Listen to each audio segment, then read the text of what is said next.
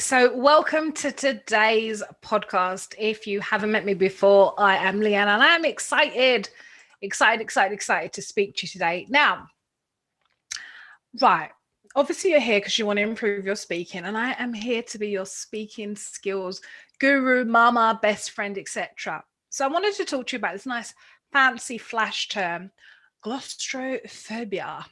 Now, I know you're like, oh, Leighanne, like, what is that? What does that word mean? Okay, I'm glad you asked. So basically, Glostrophobia is it's the fear of speaking in front of people. Some people it comes easy to, some people have to train and learn, some people they absolutely hate it.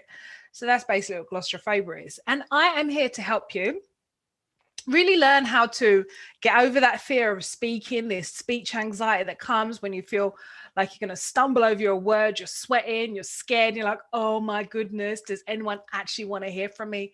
Yeah, I got that.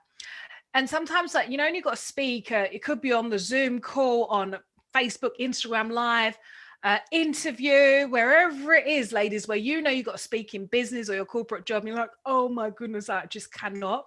You start feeling sweaty, you stumble over your words, you panic, you're hot, you can't make eye contact and stuff, and you feel thirsty. Everything just kind of comes up all at once. Yeah, that could definitely be part of Glostrophobia, my dear. So let me tell you. So now you know what Glostrophobia is. Let's work through how you can overcome it and master it so you can be that confident woman in business or your job or another part of your life where you can speak with ease and confidence and really like that sound of your voice. So first tip, for those of you who are running through the numbers, I'm going to share 9 today. All right. This is only part 1. Okay. I'm going to do a part 2 maybe next week. Okay. So you're going to have to stay tuned. Number 1, a way of how to overcome the fear of speaking in public, whether it's on a Zoom, Facebook Live, in an interview, doing the team meetings and stuff, is be vulnerable. And I know you're like, oh my gosh, how am I going to be vulnerable? I don't even want to be here. I don't want to speak, etc. Now, being vulnerable helps to share like your actual fears. So if you feel nervous, you feel fearful, just say, you know what, I feel a bit nervous, I'm a bit excited, or I'm sweating, whatever it is, just share that. The vulnerability, right? Let me tell you, the vulnerability helps you to connect, because that's when you connect with people's hearts. Do you know what I'm saying? And what I'm saying to be vulnerable, talk about how you feel fearful, you feel scared or nervous or whatever, because what happens is your brain goes back to the part of, back in the day, caveman day, when it was like fight or flight, your brain is there to protect you. So when you have all these feelings coming, more of them come as like a protection mechanism. So like, oh, don't talk, don't go and speak on the Zoom, don't raise your hand, don't share the good stuff of yourself at the interview, all of those different stuff. So it goes back to that kind of protect yourself. Your brain goes into protection mode, okay? So you got to really allow yourself to be vulnerable. It's a beautiful thing. Share a story that your listeners can relate to. If it's your team meeting, you're doing a training session on Zoom or a Facebook Live for your business, you're a cake baker and you want to show people how to put together a red velvet cake. Give an example if your grandma showed you the recipe, all of that stuff. I'm just saying, be vulnerable. Say how you're feeling, say how you're thinking. And as well, I want to tell you, like, the way how you think, people are thinking of you, they're probably not thinking of you in that way. They're probably thinking about the kids, the dinner, the husband. They've got to go and do this when they finish this training session or whatever. There's so many different things that happen in someone's head that they ain't even thinking about. Oh, look her shoes, look how she sounds. All these different things that our own minds tell us. Your people are listening. They're just thinking of something totally different. Okay. So be vulnerable. All right, you got that one. So let's move on to point number 2. All right, know your stuff. Now that gives you confidence. So I always like talking about how to speak with more confidence for women in business or their corporate jobs. Okay. If you know your stuff, any question is not going to phase you. And it's fine. If you don't know a question, you are not God. You are not Einstein to say, you know what? I don't know that question. I don't know the answer to that question. I'm thinking on the lines of this, but come back to me or touch base with me, etc. So I can kind of put a bit of idea. Or, do you know what I'm saying? If you don't know the answer, that's fine. If you don't know the answer, that's fine. Okay. So know your stuff. And I mean, read up on your topic, speak about whatever it is you're going to speak in your weekly team meetings, or if it's in an interview, or you're going to do a Facebook Live, practice it first in the camera, talk it through. Okay. If speaking is not something you're very comfortable with, record yourself on camera, record yourself on a voice note, and just play it back so you get comfortable with your voice. Okay. Definitely do that. Know your stuff as much as you can. There's all stuff you don't know, but just relax and just go for it. You can do it. Yeah. Now, as well, I want to talk about, so point number 3, okay, creating your content. Okay. So there's so many things that you can talk about, but sometimes you might think, okay, I've got like all these 10 points, I want to put them all in, but think of like the top 3 that you can put in. They're going to really help your listeners move through this topic right now for today. Okay. And as well, answer the questions that they want answered, that they're going to ask. Yeah. So, and even if you don't, always leave room for Q&A at the end of whatever it is you're saying, whether it's a team meeting on Zoom, or you're doing a training session, or live, always leave room for Q&A, because that tests if what you said was delivered in the right way and your examples were very relatable. Okay. And also I want to tell you as well, give like a challenge or a call to action. Don't just kind of give a good talk like your audio book. Give like a challenge. Either like tell people, it's either buy my book or read this topic, or, book this meeting. Give people something to do with the information you've done. Or else you just chatted for chatting's sake. You just want to chat for chatting's sake. Fine, go meet your friend for coffee.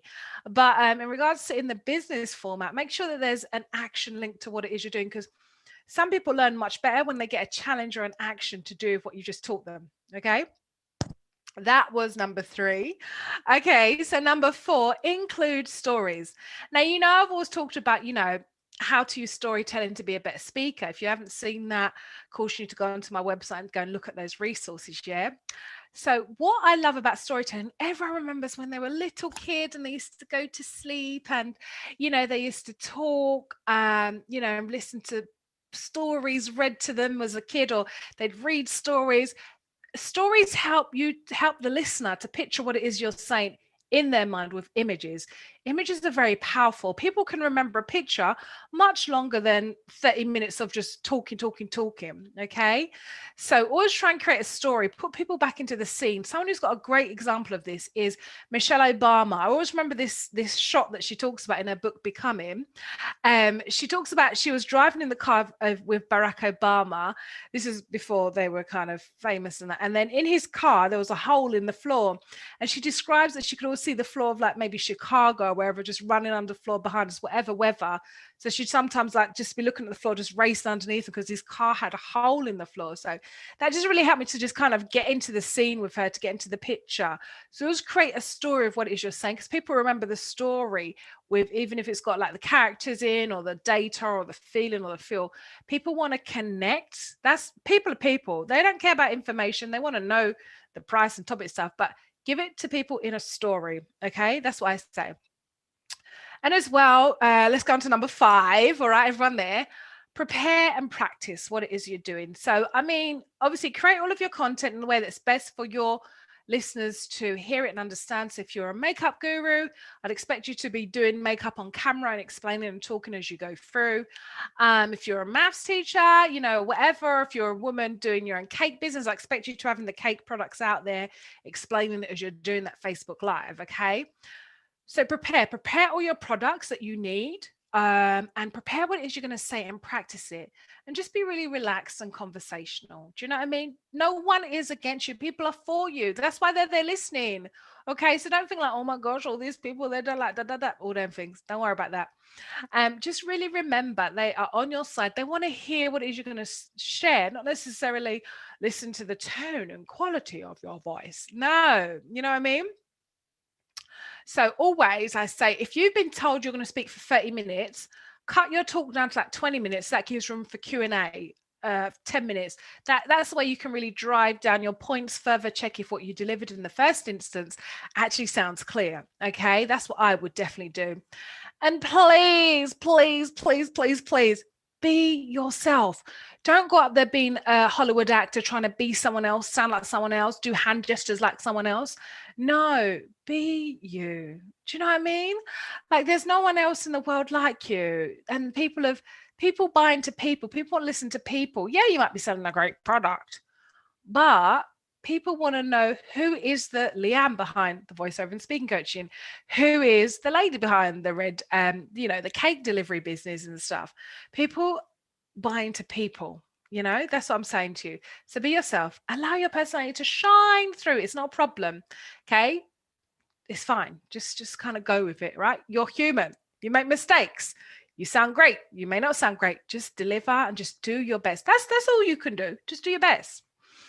And that was 6. Point number 7. Okay, so give yourself plenty of time. Get yourself, even if you're going face-to-face meetings or training sessions, you're doing it online. If you're supposed to start at like 10:30, don't just log into your computer, go to the venue that time. Wheel back the time and make sure that you you can arrive there at 10. You can go and check who's going to be listening, who's in the audience, all of these different things, so that you can make sure that you're fully prepared for the venue. You know how much time you've got to speak. You've gone toilet, you've got your snacks, you've got your drink, all of the different things that you need. You've got your notes, they're working, just everything. Everything is all kind of like lined up. So you're not kind of getting there flustered in a hurry, because if you talk from that spot of flustered, hurry, anxious, it's going to lead all the way through your talk. So I'm just saying to you, just kind of sort out your time beforehand, even when you're doing like loads of Zoom stuff, because you need to still have time to be ready for the time of the talk. Okay.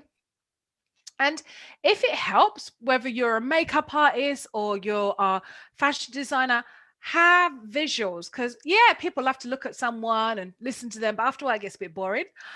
So have, like, I don't know, whether it's Canva pictures or screenshots or products or whatever it is, kind of show and interact with slideshows, etc. Kind of, people need a bit of kind of break, because after a while your brain can get a bit tired of listening to something. So let them listen a bit, look at a picture, talk a bit, have a video, whatever kind of make it very interesting and flow, and have Q&A and stuff. So, and remember that these stuff are there to support what you said. It shouldn't be just your pictures of holiday here or wedding here and all that type of stuff. It needs to be things that support what you're saying. Okay, so just remember that. Yeah. And then I'm going to go to my last point. I know I've kind of raced through it. Oh, point number 9. All right, look the part. Now, I'm just saying, wear something that makes you feel comfortable. You can deliver the information. It supports what you want to say. It says who you are. Don't wear like shoes that are too tight. It's so annoying when your shoes hurt you. Do you know what I'm saying? Or your shoes are too high, they're making your calves pull. Okay, so make sure that you are wearing something that suits you, that's suitable for the environment and the people you're going to speak to. So I'm just saying, like, dress appropriately for your audience. You're expecting to see you in something like that or something similar to that. And I don't mean you got to be dressed up in your prom dress for everything. Wear what's suitable for whoever your listeners are. Okay. And like working from home, a lot of people are doing a lot more things from home these days. So make sure you're dressed appropriately up here. Of course, you can have your pajamas on down there, your slippers, whatever, as long as you're not standing up. Just make it happen. Get your hair done, ladies. Put a bit of lipstick on or makeup. I am the queen of, like, I can't be bothered with it all. I love cozy, but when I'm doing videos, when I'm teaching or training, I put it all together. Do you know what I'm saying?